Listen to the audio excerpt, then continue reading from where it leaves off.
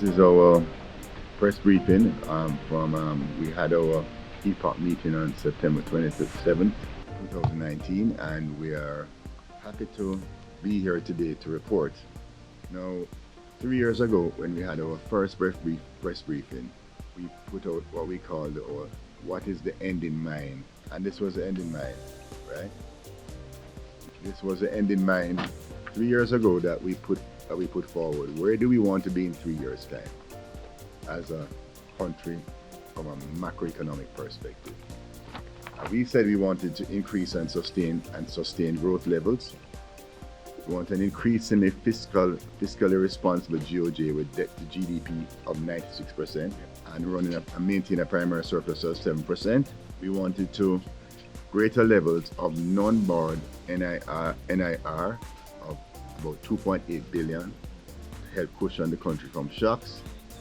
And we said if we were able to achieve these targets, we would increase fiscal space so that we could invest in our country, that we could invest in infrastructure. I believe we have all seen the results. So where are we today? Debt to GDP is at 94%, right? Our non-borrowed reserves are about 2.5 billion. And we have maintained 18 quarters of growth, albeit below the levels that we really want to see growth for Jamaica, right? And so therefore, I would say the program has been a success. Tax revenues continue to outperform targets and are up by 6.8% or 11.4 billion year over year.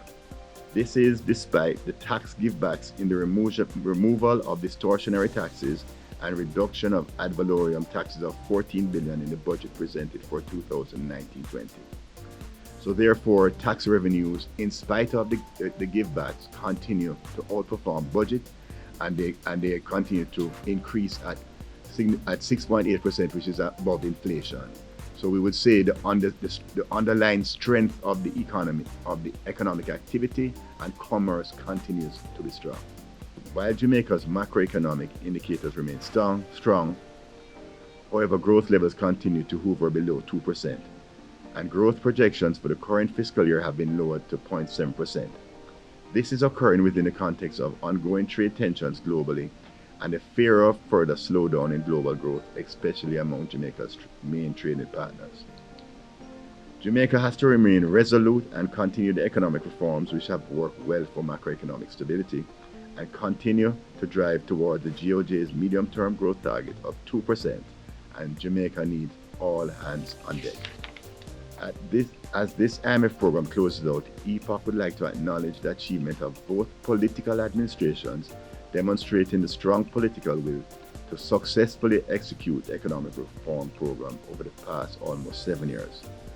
While we still have great challenges ahead, EPOC acknowledges and celebrates the ownership, patience, and sacrifice shown by all Jamaicans, ensuring that Jamaica is in a better place today.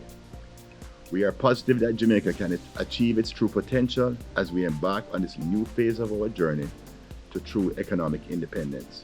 We should see real inclusive and equitable growth for all Jamaicans.